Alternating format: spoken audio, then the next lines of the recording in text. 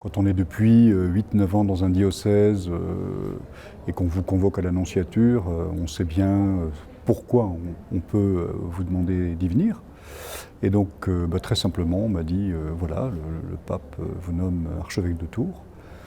Et je dirais, pour moi, il y avait bien sûr une émotion, mais en même temps, ça fait tellement partie je dirais, du don qu'on a fait de nous-mêmes. On sait que ça peut arriver un jour d'avoir une autre mission, que d'une certaine manière, on est un peu prêt tout le temps. C'est un peu le sentiment que j'avais.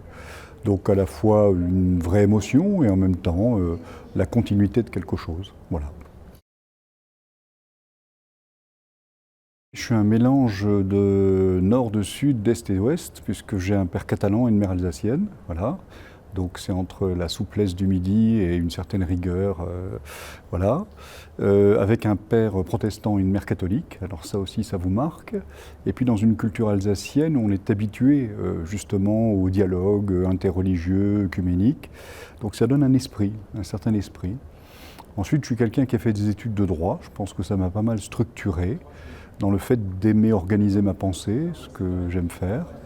Et puis, il y a quelque chose pour moi qui est très fort, c'est aussi dans mon cheminement personnel d'avoir été loin de l'église pendant un certain temps, puisque pendant 8 ans de ma vie, je ne suis pas rentré dans une église, et puis d'avoir vécu ce qu'on appelle mon petit chemin de Damas, quoi, ma conversion. C'est la rencontre de Jésus qui est rentrée dans ma vie sans que je n'ai rien fait pour ça. Et donc, voilà. Alors ça appartient, ça c'est le secret du roi, comme on dit dans l'Écriture. Mais c'est en tout cas quelque chose qui me détermine profondément parce que chaque jour, quand je me lève, je pose les pieds par terre, je me tourne vers Jésus et je commence avec ça parce qu'il y a cet événement-là qui fait un avant et un après dans mon existence. Pour ma vocation, je pense que les premiers germes, c'était à 13-14 ans, avec un curé de paroisse rédemptoriste que j'aimais beaucoup. C'était un excellent prédicateur. Je crois qu'il m'a donné de comprendre que Jésus était quelqu'un de vivant et qu'on pouvait le rencontrer intimement dans le silence. C'est vraiment la première chose que j'ai comprise. Ensuite, il y a eu cette vie d'adolescent qui s'est éloignée peu à peu du Christ, mais qui l'a retrouvé ensuite. Et ce qui a été déterminant pour moi, c'est cette rencontre de Jésus qui est revenue dans ma vie à 23 ans, c'est la compréhension que les choses se passaient d'abord dans une relation intime, personnelle. C'est pour ça que quand le pape François nous dit « La joie de l'Évangile remplit le cœur et la vie de ceux qui rencontrent Jésus », pour moi, parler de la rencontre de Jésus, c'est déterminant. C'est là que tout se joue. Et ça va déterminer mon expérience spirituelle, ça va me conduire à faire de la spiritualité en théologie, à passer un moment aussi au noviciat des Pères Carmes pour creuser cette réalité, m'interroger sur un chemin plus de religieux et d'une vie contemplative. Et ça, je pense, marquer et déterminer ma manière d'être évêque de Saint-Claude en enseignant beaucoup, je crois. En tout cas, les Jurassiens me l'ont renvoyé, cette manière de faire, en enseignant beaucoup la vie spirituelle. Il y a par moments des choses difficiles parce qu'il y a des décisions à prendre, parce qu'on est au bout de la chaîne quand on est évêque, même si on a beaucoup consulté, beaucoup réfléchi. Mais en même temps, s'il y avait des fioretti, c'est surtout les fioretti simples du mouvement de la vie. C'est-à-dire on prend des décisions, parfois sur le moment, et on peut le comprendre, elles ont justement du mal à être comprises parce qu'il y a de l'affectivité, parce que les gens n'ont pas tous les éléments.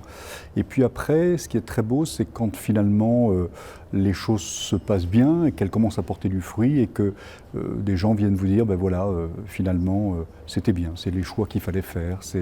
Et je crois que c'est une manière par laquelle Dieu nous apaise et vient nous dire de manière très délicate, c'est un peu des visitations, moi j'aime dire comme ça. Vous savez. C'est des visitations par lesquelles le Seigneur nous confirme parfois après en nous disant, voilà, c'était certainement les choix qu'il fallait faire. Ma devise épiscopale, c'est une des rares paroles que l'on ait de la Vierge Marie, de la Mère de Dieu dans l'Évangile. C'est dans l'Évangile de Saint Jean, chapitre 2, « Faites tout ce qu'il vous dira », ce que Marie dit aux serviteurs.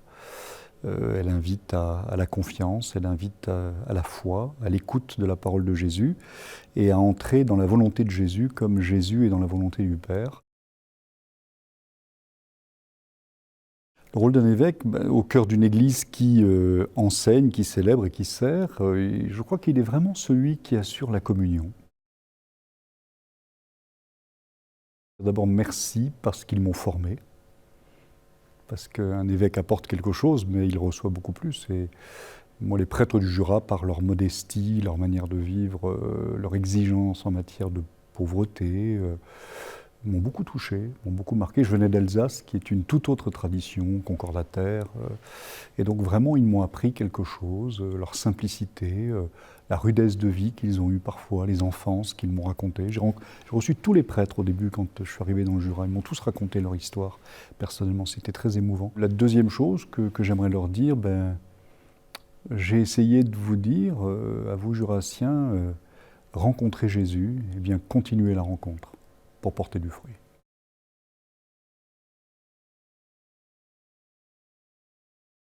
J'aurais envie de leur dire, j'arrive vraiment disponible pour servir et je serai heureux, grâce à vous, de découvrir votre histoire, d'y rentrer avec vous et d'en écrire peut-être quelques pages avec vous.